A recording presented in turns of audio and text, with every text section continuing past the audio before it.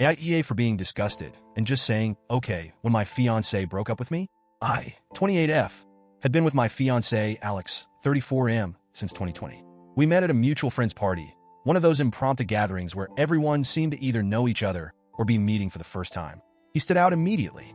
I remember thinking that he was magnetic, not just in that he's attractive way, but there was something about him that made me feel drawn to him. We hit it off that night and exchanged numbers. What followed was a whirlwind romance that, in the moment, felt like everything I had ever wanted. We moved in together after about a year, once we both felt like things were solid. Alex was working on finishing his doctorate in economics at the time, and I had just completed my master's in media sciences. We shared this passion for knowledge, for debating ideas, for constantly challenging each other. There were late-night discussions about economics, politics, media trends, and the future of our careers, the kind of conversations that would go on for hours and felt more like bonding than debating. I decided early on that pursuing a PhD wasn't for me. I had been lucky enough to find a job in media that I loved, and although the idea of going further academically lingered for a bit, the call of a stable, fulfilling career was stronger.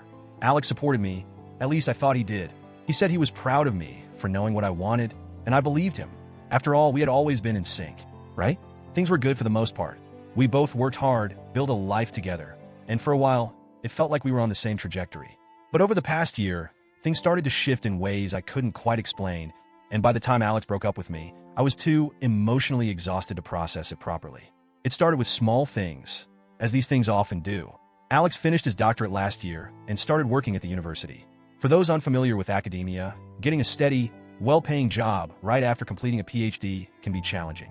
The field is competitive, and postdoc positions or teaching jobs often don't pay that well. But I didn't care. I was proud of him for finishing his degree and finally being able to focus on what he had been working toward for years. That's when things got weird. Over the past few months, Alex started acting distant. At first, it was subtle, but I could feel the strain building between us. He started making strange demands and then immediately dropping them, almost like he wasn't sure what he wanted but was too frustrated to articulate it. For instance, out of nowhere, he decided we should repaint the walls of our apartment. They were dark green, a color we both had agreed on when we moved in, but now he wanted to paint them white. When I asked why, he snapped, "For fuck's sake, forget it," and stormed off. No explanation, no follow-up, nothing. This kind of scenario started playing out more and more. Another time, I was lying on the couch with a blanket over my head because I had cramps. Ladies, you know the struggle. He came home, saw me, and immediately got pissed.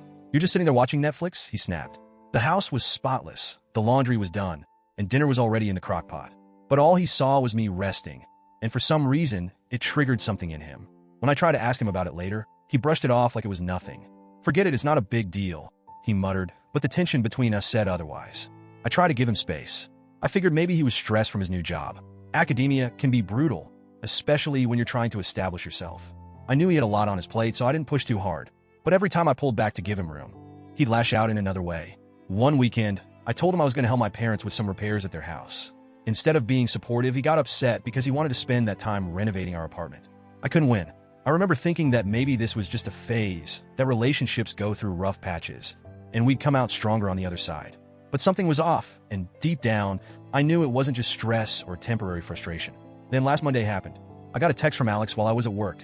It was short, almost clinical. "We need to talk." I knew what was coming. After months of walking on eggshells, I had mentally prepared myself for the inevitable breakup. I had cried about it, stressed about it, and even talked to a close friend about how I wasn't sure if we were going to make it. But nothing could have prepared me for how it actually went down. I got home that evening and Alex was sitting on the couch, the same couch we had picked out together a couple years ago. The same couch where we'd spent lazy weekends binge-watching shows and where we'd had countless late-night conversations about life, the future, and everything in between. It felt surreal. He didn't even wait for me to take off my jacket before dropping the bomb. "I want to break up." I froze for a second, expecting there to be more. He continued, and what followed was a bizarre, gut-wrenching rant that I'm still trying to process. He started by telling me that he resented me. Not just in the casual, "I'm annoyed" kind of way, but deep, simmering resentment.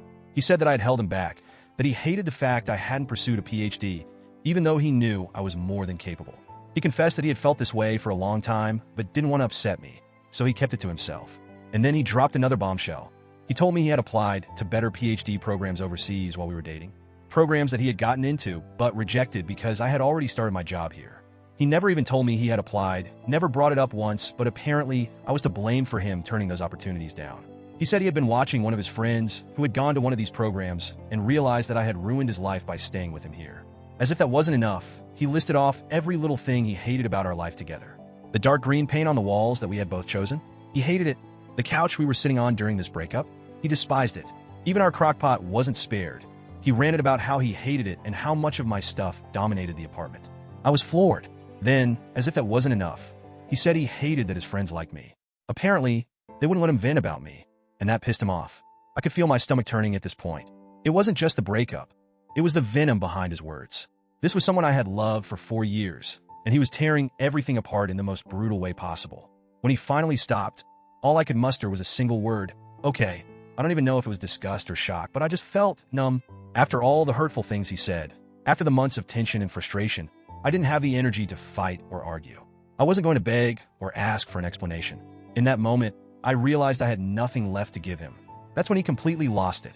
He started yelling, accusing me of proving his point. "This is exactly what I'm talking about," he shouted.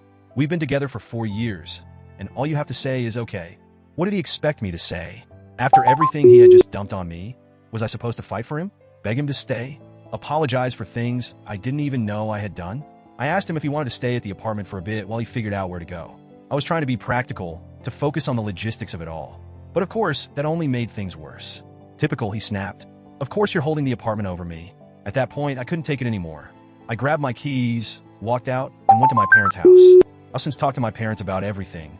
My dad, bless his heart, suggested I reach out to the landlord and explain the situation to see what options I have moving forward. I could pay the rent on my own without any issues. Alex had been covering the utilities and some subscription services, but I'm more than capable of handling that on my own. Honestly, that's the least of my concerns right now. The thing is, I was never upset about the financial split. I made more money, sure, but it never felt like a burden to me. I was happy to support Alex because I believed in his dreams, in our future together. I never threw it in his face, never made him feel lesser for it. But clearly, in his mind, things had been building up in ways I hadn't seen or understood. Since Monday, Alex has been sending me a mix of robotic texts about our breakup logistics, like he's going to take what, and angry, accusatory messages about how this is all my fault. I haven't responded to the latter. I'm done engaging in his emotional warfare. I'm done trying to make sense of his resentment. The weird thing is, I'm not even hurt anymore. I'm just nauseated. Nauseated by how much I didn't see, by how much he had been holding against me, and by how he handled everything. It feels like I've been living with a stranger for the past few months. So, Reddit, am I the asshole for just saying, okay, when my fiancé broke up with me? Should I have reacted differently?